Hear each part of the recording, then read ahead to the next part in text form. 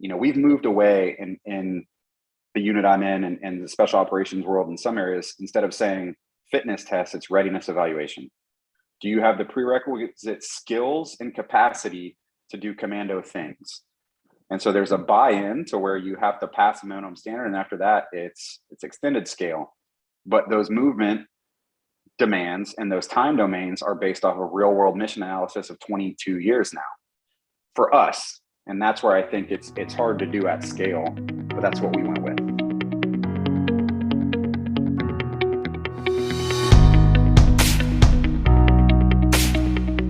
Welcome to the Mops and Mo's podcast with Alex and Drew. Drew, who do we have today?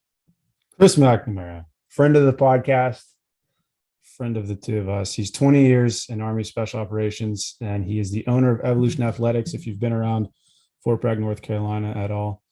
He's got a background in emergency medicine, clinical health science, and sports performance, with a lot of practical experience gained from coaching and competing across a broad spectrum of competitive sports.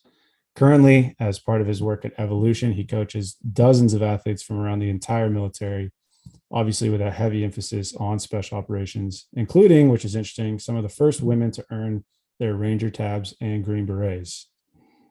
So that's a pretty condensed version of his bio, but the bottom line here is that it's hard to find somebody who's got more combined expertise in tactical and in fitness. And what's interesting, and we want to do a lot more of these types of episodes where we're not interviewing Chris necessarily. We've brought him on to talk about assessments and sort of PT tests and his thoughts on those in sort of a roundtable discussion with us. So hopefully you learn a thing or two and enjoy.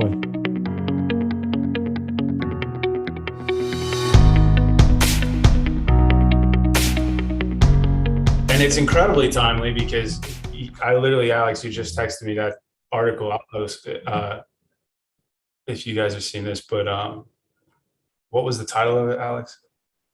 I would check, but I had to turn my phone off because it was like buzzing too much. Because lawmakers order Army to create separate fitness standard for combat specialties. That was this afternoon. Nice. Super timely.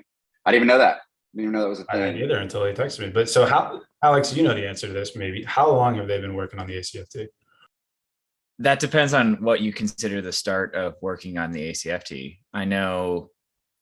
So one of my favorite finds was when I was at the physical fitness school, there's like this filing cabinet full of like really old, like essentially historic documents. And one of the documents was like several studies of how stupid the sit-up was. Like not only that it like wasn't very good at predicting anything, but also that it was like actively harmful as well. And it was from the 90s. Like this is like not new stuff that we've been trying to change. It's just so hard. I heard the line, I don't know who I heard it from. It was yesterday at some point, but somebody said the two things soldiers hate the most are the way things are and change. So I have some context on that. I know who said that. It was Chris. Perfect. Let's go. Well, no, I know who said that specifically was General Braga. And the way he said it was there's two things soldiers hate, which is status quo. And the only thing they hate more than status quo is change. Yeah. So he was talking about changing some things within the SF pipeline. So. Yeah. So we've definitely been trying to change the test in some capacity for decades.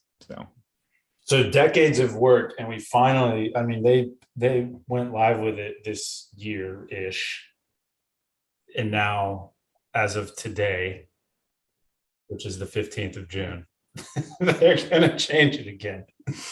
And if you read the article carefully, like if you get 2/3 of the way through, you'll see a line that said like multiple lawmakers during the session suggested scrapping the test entirely.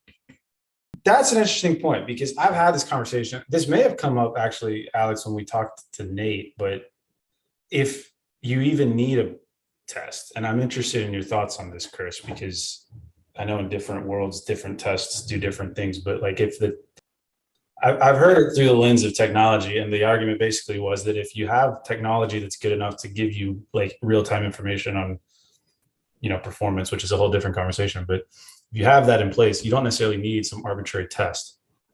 We do. Yeah. I'll tell you, Space Force is trying to go that direction because they get to start from the beginning and they can write whatever they want.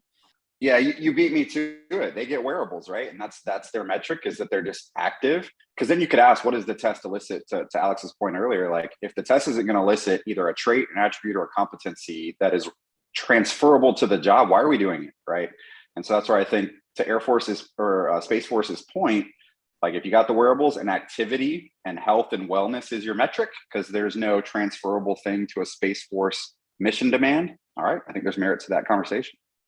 It's frustrating because like, so what Space Force has is a blank slate, right? That's the opportunity they have, is that they're starting fresh. And we're in this process where like 30 different regulations all reference the PT test and everything. And I wish, so we've demonstrated an ability to be creative on like the elements of the test, and we've absolutely refused to have a conversation about just changing policy instead. And I think there's so much more to be done with updating policy than there is to be done with like tweaks to test events and scoring scales and stuff. Yeah, and I think that's where, Drew, I don't know if we talked about it in person before, but I think one of the things I did like about the ACFT change, and Alex, I think you posted about this, is like it was going to change, or is going to change, Army training philosophy and culture and other things. Hopefully for the better. I'm all for it. But what I don't see, and what I would love to see more, maybe it's because I'm not in a unit that prioritizes that too much, just different demands and different tests in general, is creating buy-in in the staff, right? The H2F staff and some other things. So, I mean, my view on some things a little different. Maybe we'll get to that later, but like a test or a smart test or battery of tests could actually create utilization for coaches, create, utilization for other people, as opposed to just training for a test. Well, I think about it, and coming into this, I'm kind of coming at this question of like the ideal assessment from two lines of thought. One is as a coach, and when I think of an assessment with that hat on, I'm thinking of like, a battery of things that you'll do that I can then build a training program off of, which to me, I mean, there's some crossover, but the second hat is from like a policymaker standpoint, which is this unit of measurement, being the soldier, capable of doing the thing, which in this case would be combat. And like I said, there's crossover, but from a coaching standpoint, I think, especially when I was with the Air Force and kind of special operations as a whole, you can't really replicate combat in a gym. So I started to go after, and we talked about this when we had Evan on, like going after sort of a physiology approach, where if I can get a sense of an athlete's physiology, that should give me a pretty robust picture that I can then train off of. The assumption being, if I have his physiology robust enough, then whatever happens in combat, he can withstand. So it's kind of two, I don't know. I get the arguments being made about the ACOT. We got to check a certain number of boxes. It has to appeal to different levels of government, yada, yada, yada. And then this counter argument, or maybe separate argument of like, okay, but what do these metrics actually give me that I can then train? To your point, I think about the staff buy-in piece, because some of the components that we're testing, you can't necessarily take that and program off of it. You just get a kind of number that is arbitrary. Should we lay the Goodhart's Law foundation for anybody who... I knew it was going to come up at some point. Goodhart's Law, which if you don't know, basically means that anything that, I'm probably going to phrase this. You have to. You can't. Anything that as soon as you measure it, you defeat the purpose of doing the thing in the first place. Yeah. So the application to PT test here that I think is important if you're going to have any kind of conversation about assessments is that as soon as the thing you're testing becomes the goal, it stops testing what you thought you were looking for in the first place, right? And the example I love using, because it's super simple and it applies to what we do, is that you can find a ton of articles about the fact that push-ups are predictive of all-cause mortality. The number of push-ups you can do predicts how long you're going to live. And that's true if you're not somebody who practices push-ups specifically, because in that case, they're going to be a decent assessment of your strength to weight ratio and just how generally fit you are, your body mass index, and all sorts of things that tie into your overall health. But as soon as you start doing push-ups every day, you break it, because it's no longer testing all of those things. It's testing how much you practice push-ups. And that is kind of the foundational. If we're training to a test, we will ruin, no matter what the test is, we will ruin its ability to predict the things it was designed for. Yeah, I think that's I don't remember who said it. Recently heard a podcast with Dr. Skiba, the guy who helped with like the Breaking Two project with Nike and everything else. And he was talking about the difference between assessments and tests. And I think I've heard Evan, maybe it was on you guys' podcast, talk about those things. For a test, you're kind of measuring certain things, and you can train to be better at the test. Versus an assessment of physiology, biomechanics, pick a metric that can inform better programming. I think there's I come from the medical world. That's my background for the last 20 years. And we do that, right? So in the way that we assess a patient in our SOAP plan, there is a, objective testing phase, depending on symptoms and chief complaint. But then there is an assessment based off the data points you get from all of the tests. And when you put all those things together in your assessment, that's the plan or the program you make. So I think there's validity in having some known tests. And specifically, if we're talking at scale and you're talking people that have to have a day job that is not fitness, i.e. commanders and senior enlisted advisors, just to look at, I'll say, one, readiness, and two, performance, which I think are two different things. But, I think if we're backwards planning from those things, there's value in some known tests. I just don't know if we're there with the ACFT. Do you think, though, that you can kind of, to the earlier point about readiness, I suppose, using gym-based metrics, because that's largely what I think people think of when they think of a test, is like something you can do in a gym.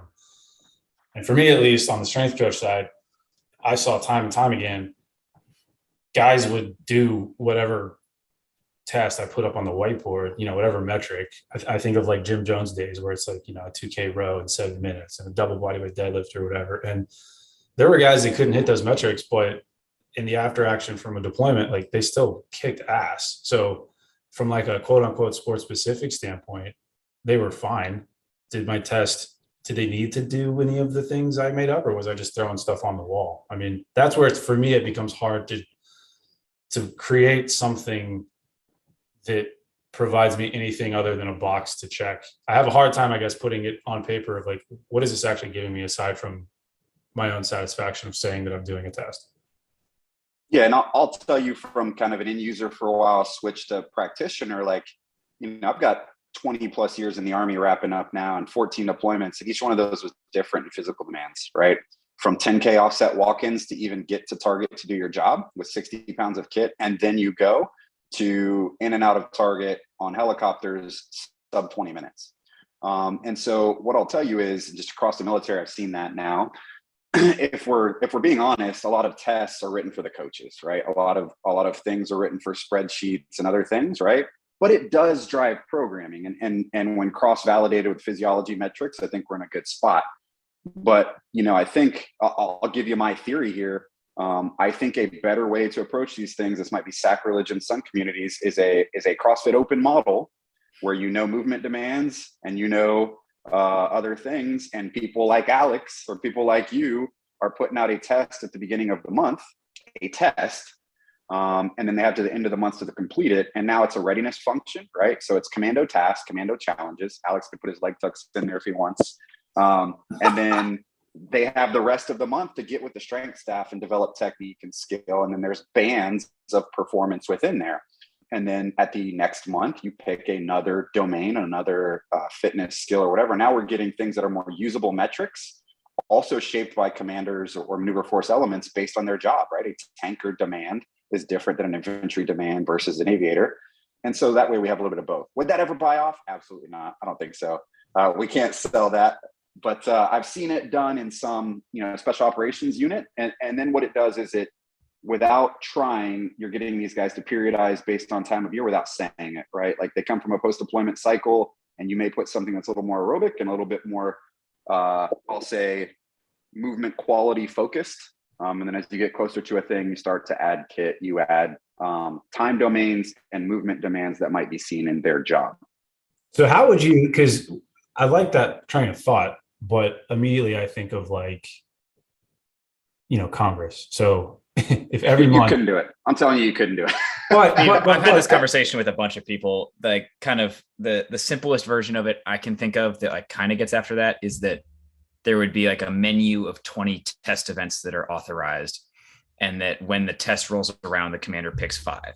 And Like that's the closest I feel like I could get, but like I can immediately imagine the JAG and IG related challenges where the soldier like fails on that and says like, but if the commander had picked like the commander was targeting me by picking that event because he knew I would fail that one, so we have to use these other 5 and test again, and now I'm fine. It's just Yeah, a and black where hole. I'm stealing that from is an old special operations tradition called Black Book Standard. And so what that was is a series of shooting drills that you were expected to know and do, and at any given time get 80% on 80% of the tests.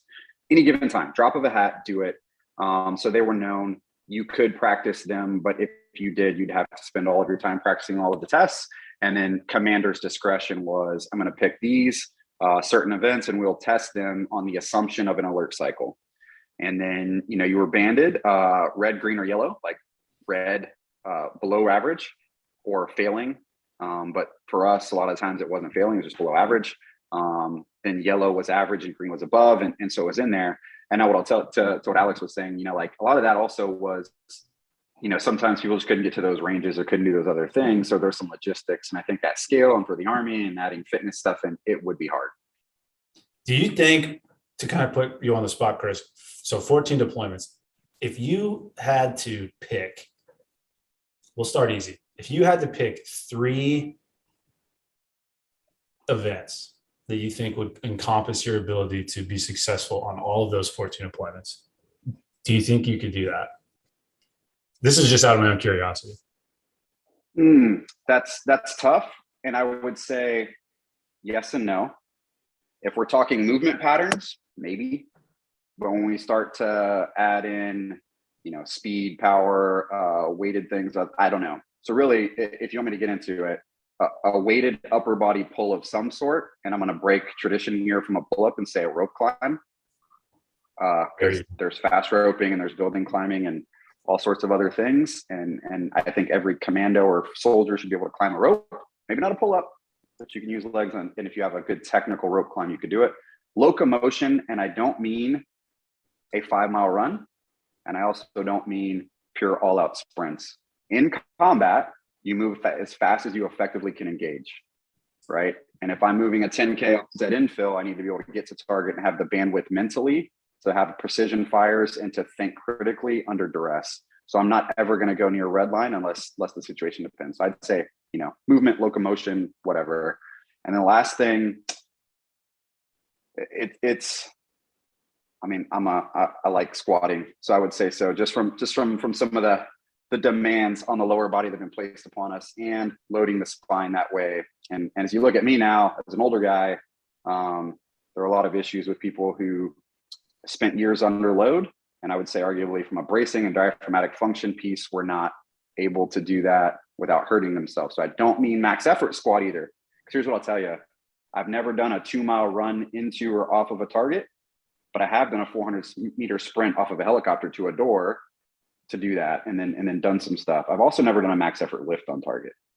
So, if I'm being an honest broker, I think the spectrum of fitness can go those places depending on the athlete, but I don't think you need them to go on target.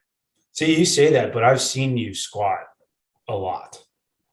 I've also seen you tweak your knee running, and I thought we were going to lose you, and then you reappeared 10 miles later. It was incredible. Gotcha. Set a 15-minute PR and a half marathon there. Yeah. Tore my PCL and meniscus. I thought Chris was dead. Yeah. It's funny you say those because I kind of, in discussions with the guys that I work with strength coaches, trying to come up with like the most minimum effective dose of a PT test you could. We went with, and we didn't implement, well, we did a little bit, but we went with a run piece, pull-ups, and a deadlift. And that was it. And I think from those 3 things, because again, I'm of the belief that if we look at like the ACFT, for example, you could narrow a lot of those events down just by virtue of the fact that if you as a human can deadlift X amount, you could probably safely assume that they could complete a shuttle run, for example. Okay, cool. So we could take the shuttle run out, that kind of logic. But with like 3 events, like you said, or like what I'm talking about, it's enough to program off of. It's easy enough to train for, but I think it does give you enough information to say, hey, you're probably good if shit hits the fan, or you're probably not.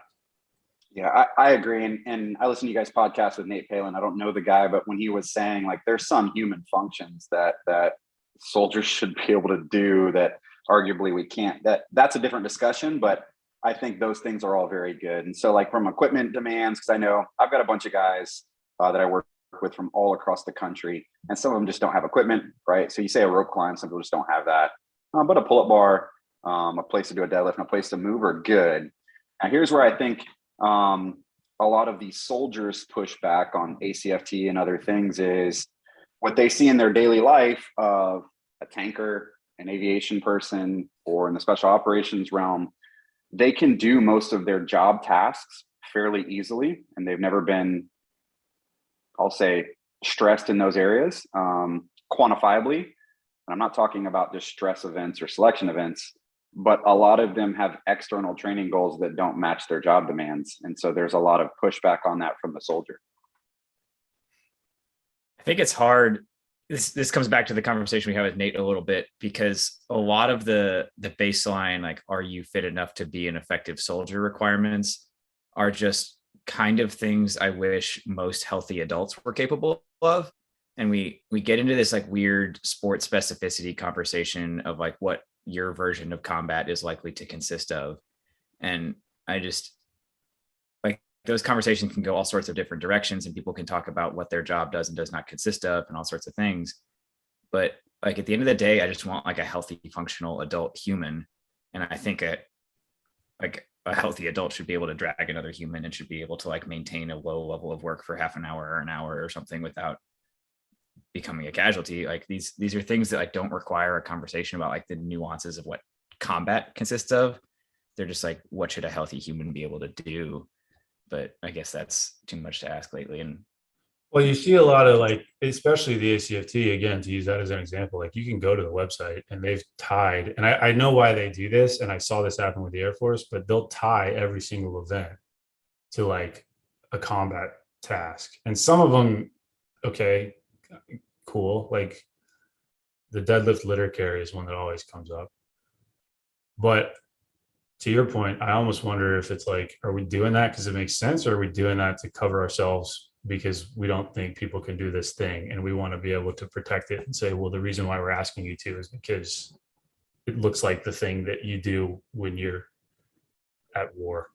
Well, that's, since we're talking about assessments, it's good to define some terms, right? We're talking about the difference between construct validity and face validity, right? So construct validity is, do the assessed events predict performance on the thing they're supposed to predict for? And then face validity is, does an observer looking at it think it's legitimate? Which is like not the most scientific thing, but is a thing that matters in the game of assessments. So you have to kind of address both, and that's what that is. Yeah, and I think, you know, like as I get older, both in the military and in life, like I never thought I would have said this as a young, 22-year-old Ranger when we were first kind of building out the Ranger Athlete Warrior program. I think a bigger concern and a bigger selling point for anything that the Army does with fitness and assessments and everything else is the amount of people that are combat ineffective due to obesity and other things, right? We're so focused on Friday Night Light stats and big numbers and tests, because a lot of us are approaching it from a coaching standpoint. But how many of those people, I forget how many BCTs are just combat ineffective right now due to those health and injury things. And so to your point, Alex, like, yeah, I think some of that is we want to see certain metrics and everything else, and we can quantify performance, right? Everybody wants predictive analytics of performance. But we've got these other things from just a readiness and health problem that I don't know if there is an assessment that will help with some of those things. But back to what I was saying earlier, like I want to see a bigger drive, a systemic drive towards using a staff like a nutritionist, RDN, whatever you have available, using your coaches and things. And that's a big concern for me. Well, it brings up another question about all this, which is tests tend to be purely physical. And should there be a conversation around wrapping in, as some of these go, no-go criteria, a cognitive component, a nutritional component? Can you test for that in a timely fashion? Can you test for that industrially? Like if we added a cognitive component to the ACFT, for example, like is that even in the realm of possible, even though we all know it makes sense because we've all seen guys that can crush things physically, but like mentally, they're probably not. They shouldn't go downrange. Yeah, we worked with a guy called Preston Klein out of Wharton Business School. He runs something called the Mission Critical Teams Institute. And so he deals with mission critical teams, from special operations folks to trauma teams who deal with, rapid emerging problem sets and where lives are on the line. And so he talks about this tacit knowledge transfer problem. So you've got the cadre of certain courses, right? Or the end user and say like an infantry line company who can define a problem, like you're saying, be tired and shoot well, be tired and shoot safely, maneuver in a squad, live fire safely. And you've got academia. So like you've got the cadre and you've got the community. And there's a hard problem of saying, these are the demands I need in combat. And then there's hard people who want to make a test to elicit those things. I don't know if we'll ever get there for real, because combat is so dynamic. You can't script it. It's dynamic system stuff where I input a variable, it changes what the enemy does. And so I don't know if we'll ever get a test that does that, but that's where I'm back to the readiness. We've moved away in the unit I'm in and the special operations world in some areas. Instead of saying fitness test, it's readiness evaluation. Do you have the prerequisite skills and capacity to do commando things? And so there's a buy-in to where you have to pass a minimum standard, and after that, it's extended scale. But those movement demands and those time domains are based off of real-world mission analysis of 22 years now for us. And that's where I think it's hard to do at scale, but that's what we went with. What do you think, like with units like yours, what do you think allows, I know the answer is probably pretty obvious, but what allows for those decisions to be made and implemented that the big Army or big Navy or big military is not, that shies away from, basically?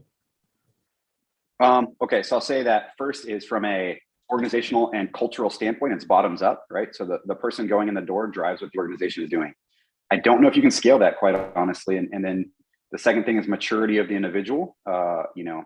Entry level positions in my organization are like E7s, 30% of the Army's E9s work here. And so that's where like it's different. And the analogy I've heard before is to turn a ship like the Army. If you just turn the rudder, it would rip the rudder off the ship. My organization is much like a trim tab, where the trim tab turns first and then it turns the rudder. So we are more rapidly pivotable. And then what I'll also say is, because we're so small and because immediate feedback is readily available in terms of success or failure on a target, lives lost, or at least people hurt on a target, we can pivot quickly based off of real world information. It's not perfect, but I think part of that is you just look at the life cycle and deployment cycle of a typical Army unit. They don't have that. And again, all of ours is combat driven, and a leadership that'll listen. So I think there's some value in that. I think the other piece of why we can do that and why we can shift that is oversight and authorities are pushed down to a lower level. So that's a different domain, right? Like I understand you have to show readiness, you have to show these other things to the powers that be. You really do. We have to do it too.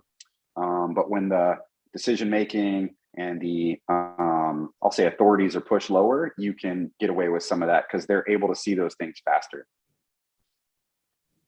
One thing that's been rattling around my brain a lot, because I think you're right in that for the broader tactical community or the conventional military or whatever you want to talk about, there will always be like challenges of scale where you can't get away with things that other communities can pull off because of being smaller and more agile.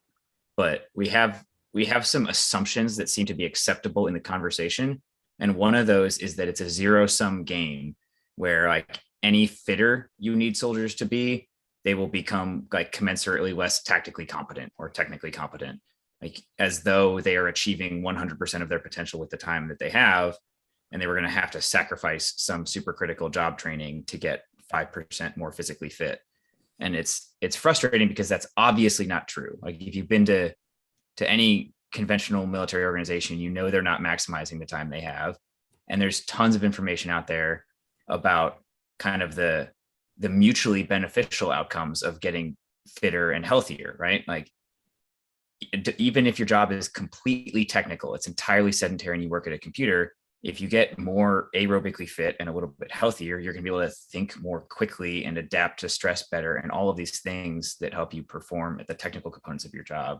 So like I just get really frustrated that the debate seems to have accepted this zero-sum fallacy about like fitness comes at this huge cost to everything else.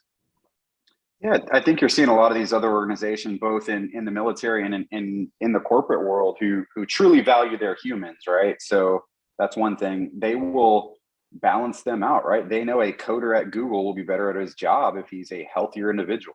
And we apply that same concept, right? And I think that's where we need to make a shift in terms of an assessment for job function is different from an assessment for health and longevity. And we're talking about preserving human capital here, right? Like keeping people in the job longer at a higher level, especially because as we start to lose some of this combat experience over these years, we can't buy that. You literally can't put a number on getting that experience. And so if you shift the paradigm of the command team of saying health and longevity, then 300 PT scores, 600 ACFT scores aren't as important of a metric. Goodhart's law, right? Like if my PT average, my ACFT average for a company is the metric I'm using for success, there's a trap built into that. And so that's where I think, for us, it's cross-validated by job performance with readiness metrics. And the reason we're so big on that readiness piece is it doesn't imply that you can win. Like it doesn't imply that you can, get a 6,000 ACFT score and you're the fittest. In fact, for us, it's okay. You are ready to do your job. No one's going to question that. And then it's a balance of technical skill set, right? Because there is a massive piece of tactical athletes, if you want to use that term, that is technical. And you're really building a physical skill set that allows them to express that in dynamic situations. So we use the bandwidth model, right? So if I give you the physical bandwidth to do a very dynamic movement, maybe under fatigue, but have the decision-making ability left, bandwidth left to take a highly precise shot on the right target, then that's success.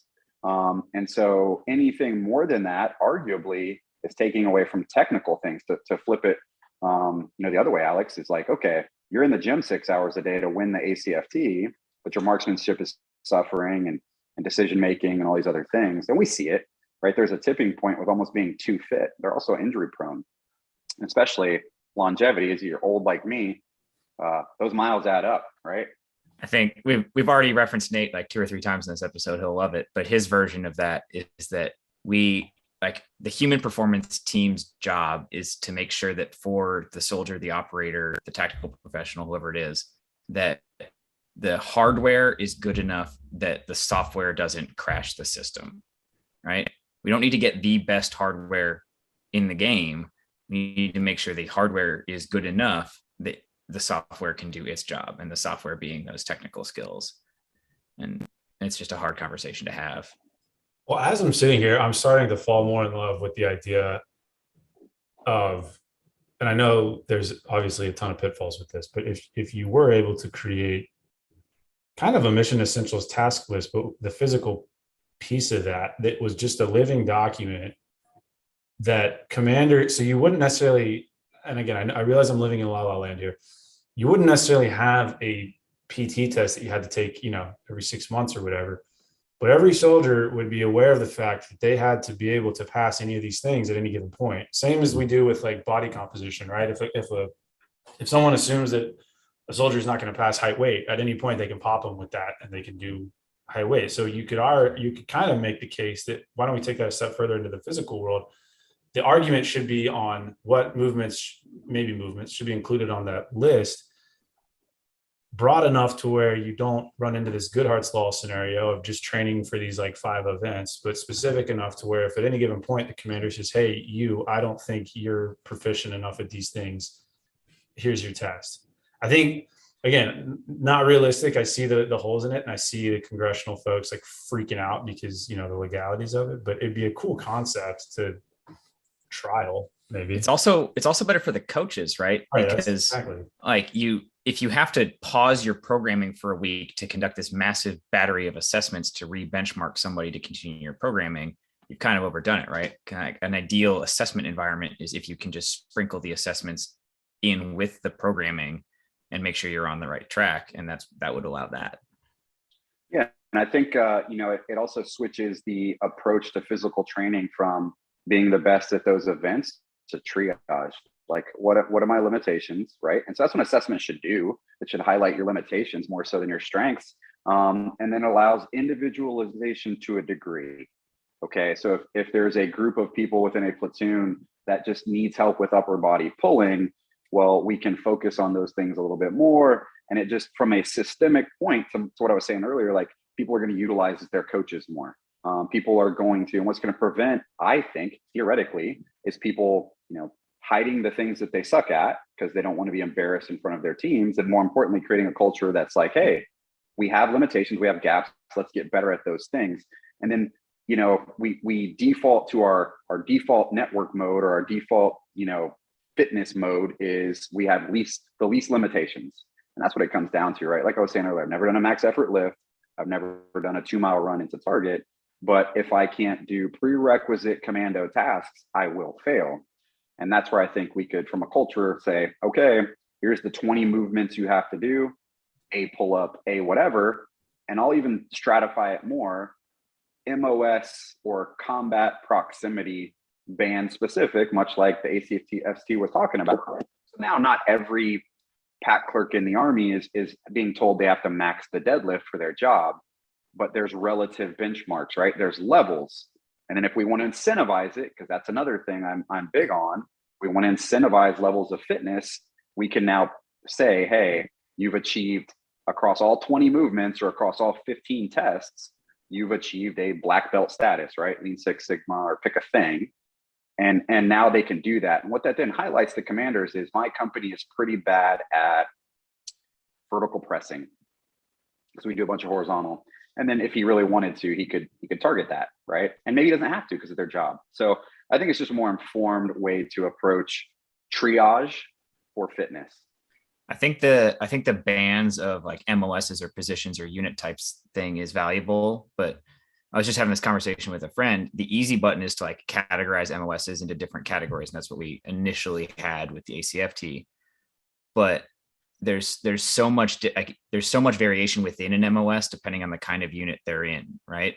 So the example that comes easily to me, because I come from an intel background, right? I had 35 papas in my platoon, and there are some 35 papas who work at NSA headquarters and do nothing but computer stuff, and that's it.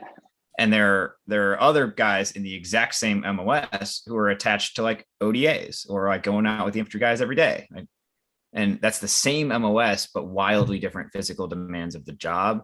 And it starts to become a question of like, can we push authorities down to let, and like, this is the hard part with conventional military that you can get away with in some smaller, leaner organizations. Like, can we let a division commander decide like what portions of his organization need to be at different standards, or can we let a brigade commander decide what portions of his organization need to be at different standards? And that becomes a whole, again, going back to the IG kind of stuff, it becomes really hard. But I agree. And I've had a good, discussion with a friend of mine who's a brigade commander in the 173rd about some of this stuff. At what level can he power those things down, right? You expect a company commander to take those soldiers in combat. You would expect him to be able to say, hey, these are the fitness metrics, guided by folks like yourselves and folks in the H2F team, right? An educated, informed decision, but saying like, yeah, my people are fit enough based off of our assessment. And that is a hard thing. I completely agree. And if you even want to use other models, right? Like the language proficiency model that the Army has, 1 plus, 1, whatever, all the way up the chain. Like I think there's some value in there in terms of incentive. That's a whole nother ball of wax, right? Like if we incentivize fitness levels, I think we'd change some things too. Again, Space Force model, steps and all these other things, quantifiable things, but I think you'd have some gamification of the whole thing. I don't know. Well, we talk about this all the time at my work, because like poor fitness comes at an actual financial cost to the organization. So it seems to make sense that there could be financial incentives for better fitness and performance on various assessments. And I don't know if it's true today, because these things change all the time with retention and recruiting and stuff, but fairly recently, if you like joined the Navy and arrived and on day one, you could pass a fitness test, they would give you $2,000, right? That was it. Like if you showed up already able to pass, that alleviates a burden on them. You're probably lower injury risk. You require less additional training, whatever. Here's $2,000. And this comes back to the fact that we seem to be okay with tweaking the test events, but not okay with tweaking the policy that goes along with it. And I really wish there was more open discussion of potential policy measures that could address some of these problems in a really constructive way. Well, this brings up a counter argument to because the counter argument basically of like, if you have an organization, should the tip of the spear guys be fitter than the support guys? And it seems that yes, they should. You divide it by MOS, like we're talking about. But my counter argument would be, Alex, I think to your point, do you miss out by giving those guys kind of a pass, so to speak? I know that not everybody should spend all day training to be like bigger, faster, stronger, but at the same time, maybe they should be held to the same standard, because then you end up with an organization full of badasses versus an organization of kind of haves and have nots. And I know, like, you could argue that, till the sun goes down, but for me, at least, I have always held organizations that I've been involved in, support folks and operational folks, to kind of the same imaginary standard, because I don't really see a reason why, just because you sit behind a computer all day, you should not be operating at maximal capacity from the perspective of health and wellness, not necessarily, crushing an Ironman on the weekend. But the opportunities are also kind of reversed, right? It's different depending on what kind of union you're in, what the mission is. But in a lot of cases, the guys who are like the quote unquote combat roles have the least opportunity to be really fit, because they're getting stuck on these ridiculously long field exercises and things like that. I know I have never been in an armor brigade. I've never seen what like Abrams gunnery stuff is like. But from my understanding, especially with like the high op tempo that's going on right now because of the Eastern Europe stuff, you're like just command directive stuff is placing ridiculous constraints that are causing people to miss PT and not sleep a lot and not eat very well and all these things. And at the end of the day, you can't blame the individual for their lack of fitness if they've been put in a situation where it's almost impossible to maintain those things at all. So it's a complicated scenario there too. And I'll take it a step further in saying that, like, in a unit like mine, and in the special operations world, like, you want extreme specialists and subject matter experts at their job. So if I want the best financial person in the world, there's going to be a trade-off with that. And that's back to that readiness talk that we use. I know it's semantics, but they have a readiness level that would support their job demands. And then from there, they can become technical experts. Now, here's the other part, Drew, to talk about, it's Alex talking about different MOSs and where they're at. Like, even within the same MOS, and job demands, but rank specific, right? Let's take a bunch of 11 Bravos. The E9 in that battalion is probably the most beat up and broken, you would think, from years of doing the job. Are they ready enough to do the minimum task requirements? And then after that, their value is technical expertise, leadership, and experience. It's not their fitness. So almost like a bell curve, right? The initial entry 11 Bravo to a line company, maybe building up, but his technical stuff sucks, right? He barely knows how to use his weapon system. Middle of that bell curve, the E5s, E6s, E7s, the true technical experts, fitness and very, very good at their job. And that's going to wane as you get more into leadership roles. And I think that's hard to do if some of those individuals are still trying to be in the fight and some of those guys are still trying to do it. But that's a different discussion in terms of triage, right? The needs of that E9 are different than the needs of that E3. But at what level do we allow that to be assessed? Do you cage that? Do you think you can cage that successfully by having the age brackets for a PT test? I don't know. So I'll tell you, we don't believe in the age thing.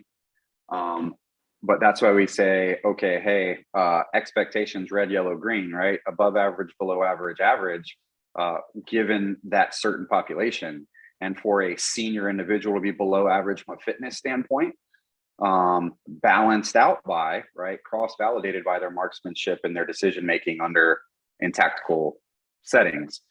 So I think back to the battery of tests and what you were saying, Drew, like, I think PT tests and assessments are one aspect in the complete tactical athlete picture. Looking at one data point is I think easy for us to do because we like it, but it has to be in the whole picture of the athlete. Well, this makes me think back to a system that I used years ago to get at this exact thing of like, okay, if we don't want to throw an arbitrary standard up on the wall, and if we do have, in this case, an MOS and an age bracket that is so broad, and we can't really encompass that with a single standard. So I had a PT test, and I don't remember what events were on it, but I was using Z-scores for the population. And so basically it's a floating minimum, and you're compared to your peers. And I wonder if we could take, because again, I'm living in la la land with this, if we could take that kind of 20 movement battery we talked about, and instead of saying like they do now at the ACFT, hey, your deadlift has to be this, your 2 mile has to be this, there's just a system that aggregates everybody's across MOS, across age, whatever. And so when you step up to the starting line to do those events, again, the technology would have to be good enough to do this, but you would have an idea of, okay, across the military, across the Army at this point in time, this is what the standard is. And if you fall below that, then you're below the standard, not because, 10 years ago we decided what the number of push-ups was going to be, but because your peers, your archetype achieved this number. And I wonder if that's a way to do it versus getting hung up on just, like I said, throwing numbers on the wall. I'll offer two sides of that issue from the conventional Army perspective here. Well, Z-scores are statistics, by the way. I should probably clarify that. It involves math. So, well, one, math is hard, but yeah. The two sides of the issue here are, so if you carefully read what Congress directed the Army to do with the ACFT, in there, I know everything changed this afternoon, but prior to that, what they directed the Army to do was that they wanted a governance body, right? They wanted the Army to create some kind of panel or team who would monitor how things are going with the fitness test and adjust it as necessary, right? So theoretically, the force improves and the standard improves and things like that. And that sounds great. And it goes back to exactly what you were talking about. But I think the flip side is that was also exactly the intent when the OPAT was established, which I think is like 5 or 7 years ago now. And how many, they established a pretty low threshold on that with the assumption that it will gradually increase over time. How many times have the standards changed for the OPAT? They haven't, not even once. And I don't think there's even been a discussion of changing it, because once you get something across the finish line, it's easier bureaucratically to just leave it the way it is. And that's why we had the APFT for 40 years. So I am hopeful that whatever that body is that manages this stuff going forward, that there is some adaptability to kind of see how it's going and make the necessary adjustments. But back to the two different types of ships and how hard it is to turn it and whether the rudder will break off, I think a 1 million person organization is big enough that the amount of inertia is such that it is very hard to make like year to year adjustments. But and again, I'm going back to my brilliant idea, which is Z-scores and standard deviations and floating averages. The other interesting piece to this from an organizational standpoint, you could see over time, has the average level of fitness gone up or down? And we can use that because you could feasibly, again, in my make-believe world, drill down to the individual task. You could use that to drive funding and resourcing. So like if we had a nutritional component folded into this, if we had a cognitive component, and again, instead of an arbitrary standard, you were compared to the living, breathing performance of your peers at any given point in time. If over a period of 5 to 10 years, I see, holy crap, my nutrition standard across the force is going down, well, now I can drive fun. I mean, again, this is brilliant. There are no flaws in it whatsoever. But it's make-believe because I know that this would never happen. Well, Drew, that's kind of what. So I did a whole thing on this for like my Sergeant Major Academy thesis on a similar thing where it's an assessment that is, and then it's in the medical world we say kind of diagnostic and therapeutic. And so the recommendation that I made from that was a rolling battery of tests, a bank of movements that do that sort of thing. 10 months out of the year, we're also looking at and I said brigade just because I picked that size element. Did 80% of that brigade hit 80% of the test? So 10 months out of the year. So it's an assessment of both compliance and utilization. And then in the assessment term, it highlights limitations across the brigade. But it's also, when you highlight those limitations and retest them again, those people are going to train for what they suck at. And so now it's therapeutic because it's driving change at those things. And then I hate to say it, but using the CrossFit open model of being able to stratify across your region, your everything else, will drive change as well. Because you can say, hey, you were in the bottom 20% on movements that were heavy. You were in the top 20% on things that were long distance. If we're talking about holistic health and fitness here, maybe you balance it out some. And is that a nutritional fault? Is it a recovery fault? Or is it just a training and programming fault? Now the coaches can then take action and say, hey, within my company, within my whatever, we address our limitations and address those other things. And it drives both soldiers to go see their H2F staff. And then also the H2F staff has a very big say in these tests to do them the correct way. I think what that also does is it forces leaders to reckon with the decisions they're making that are entirely separate from fitness, how those things are impacting the health and fitness of their formation. There's a fantastic piece. It's several years old now. I think the guy's name is Matt Clark who wrote it, but it's a 2-part piece he did titled "The Army Has a Readiness Problem." And he did some really simple analysis where he broke out like a normal training cycle for a brigade combat team and whether fitness was like getting better, kind of staying the same, or getting worse based on like, are you in the field and how demanding is that exercise and how long it is, which points out very frustratingly that we tend to deploy our units at their lowest state of physical readiness. We specifically break people down the most right before deployment.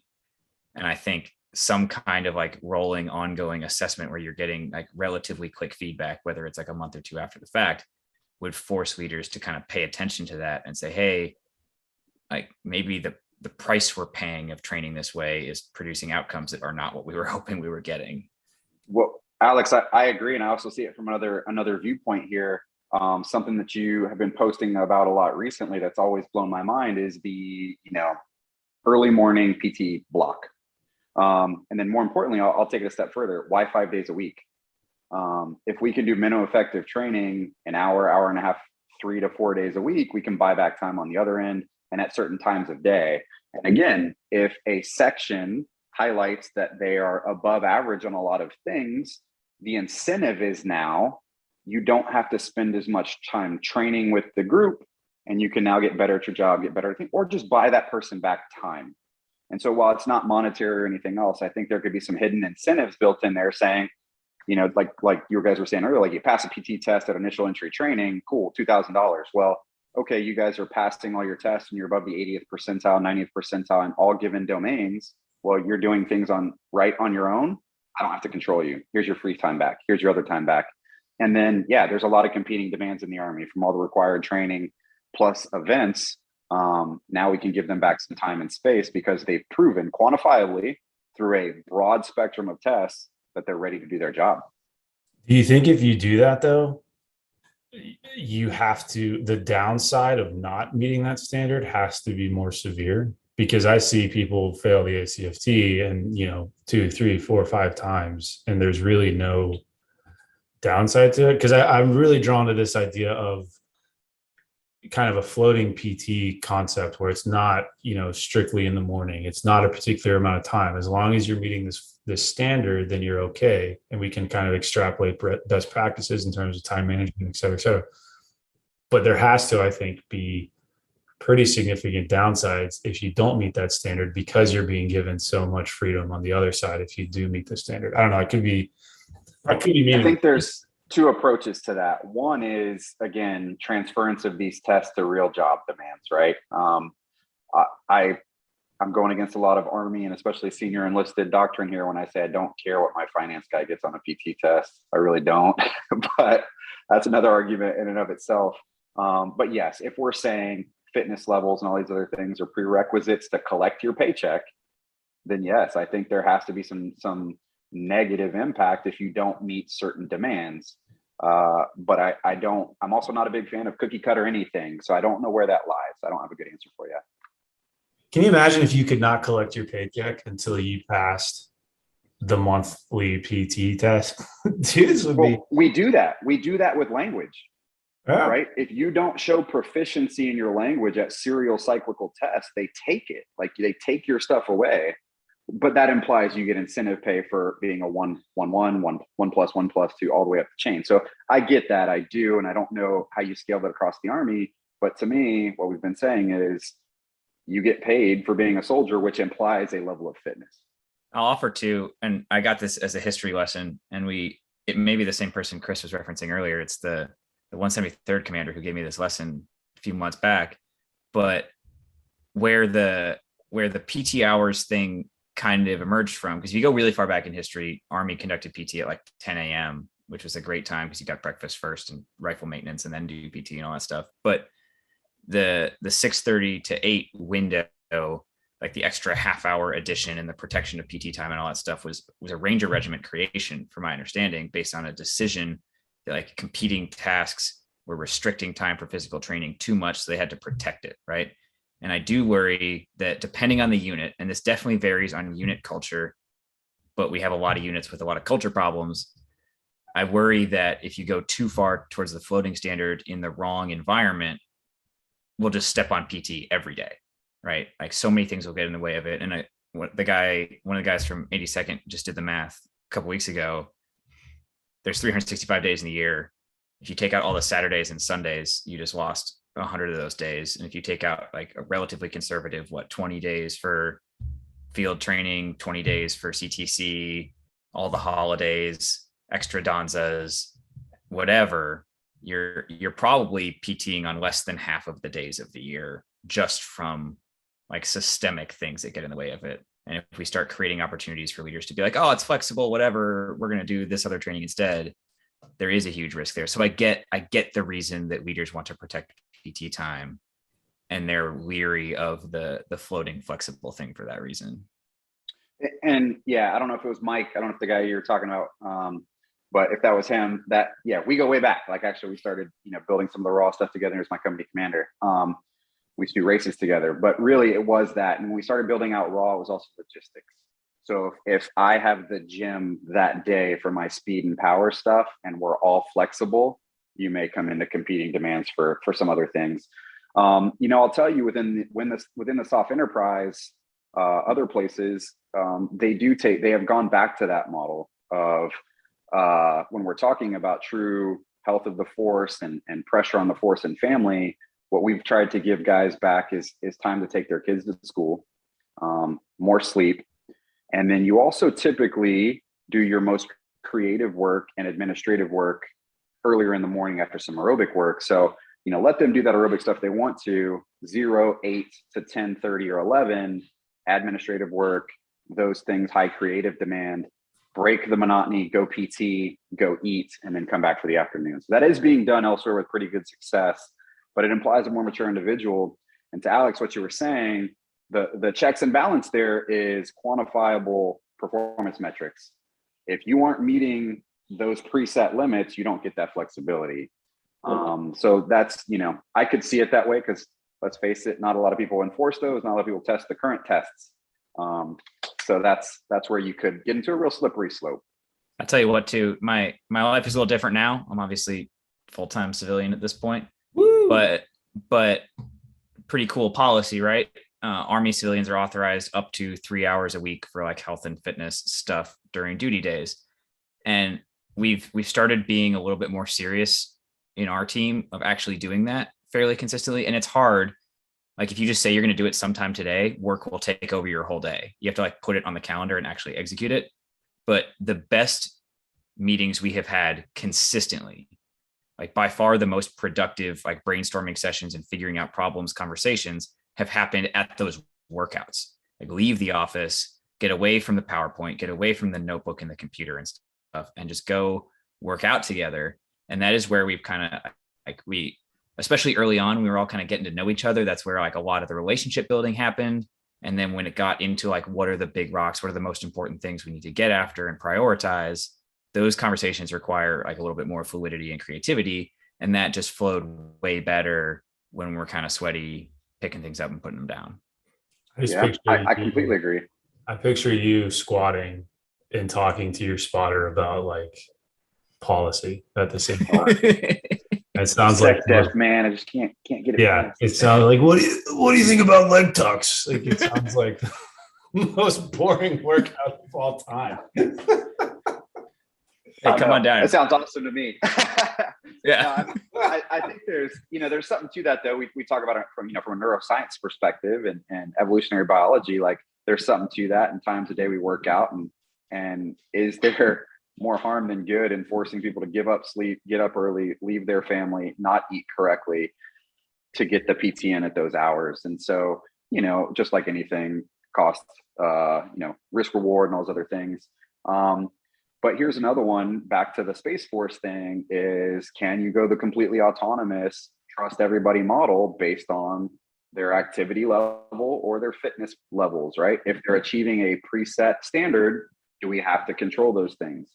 Well, So I'm really interested to see how this Space Force thing goes. Like, I want to see it work, and maybe I'm too trusting of humans here, but like, I think that if they're showing those things, then what that also buys back is time and space. And just, some people flow better with a workout in the morning. I get it. Some people, myself, like to work out in the evening. So instead of dictating that, we now free up their bandwidth to do what works for them. But my thing about the space, because I'm with you, I want to see it work. I love the tech piece of it, but they have already married that concept, and this is going to get into the weeds a little bit, but they've already married that concept to a vendor and to a product. And the speed of technology moves way I didn't know faster. that. Yeah, it moves way faster than the speed of policy. So if, for example, I mean, we'll use like a BlackBerry as, if the BlackBerry was the fitness device that we married our PT test to, and the BlackBerry becomes obsolete in 5 years, but hey, we're still using that.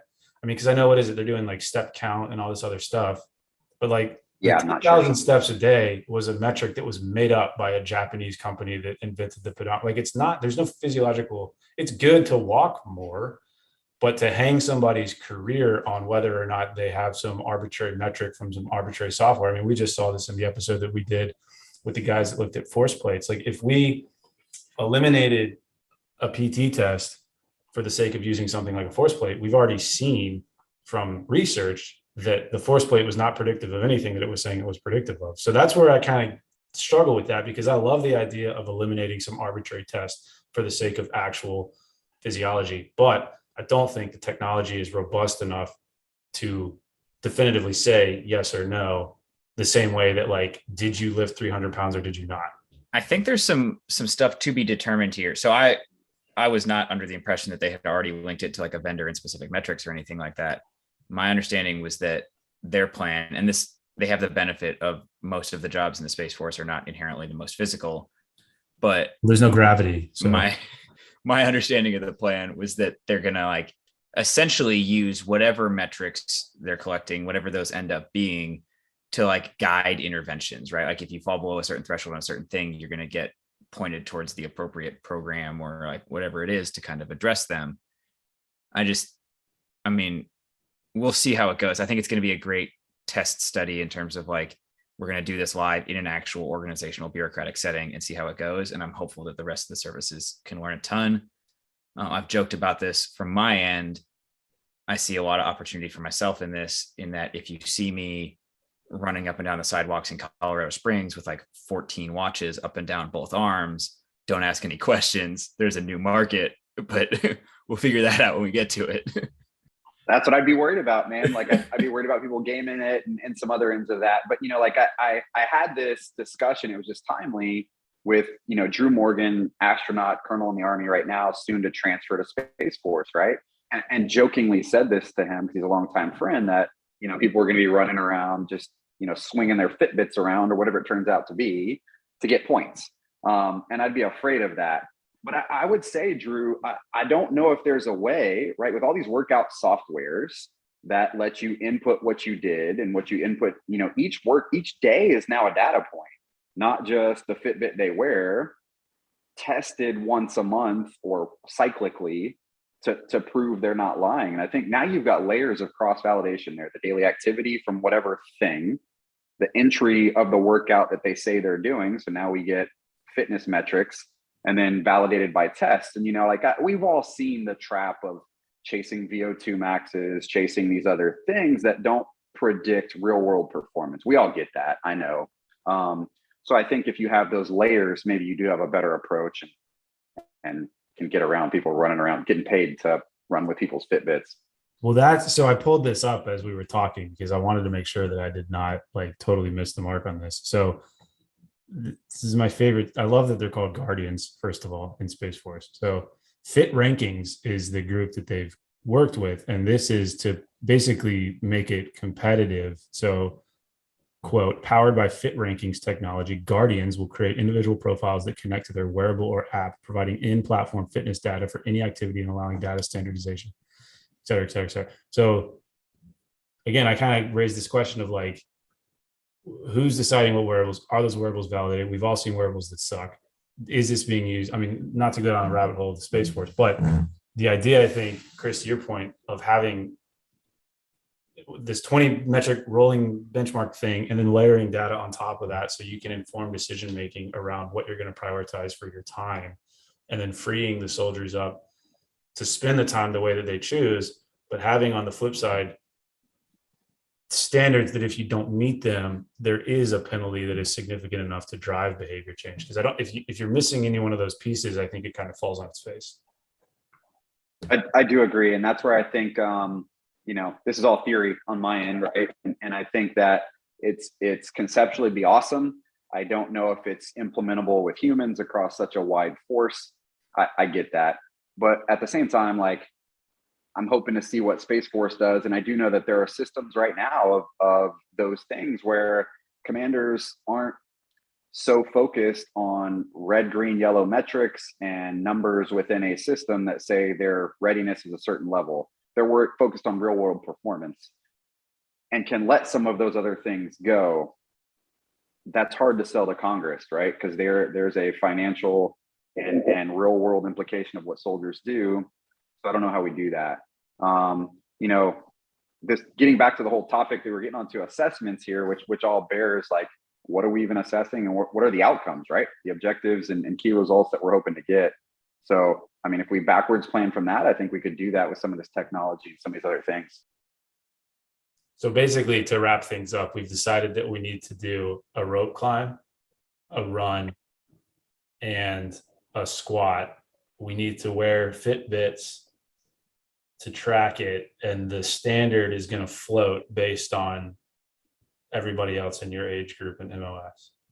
Absolutely, in both real time and all time historical averages, because that's why I say it, because it's the shooting thing that we do.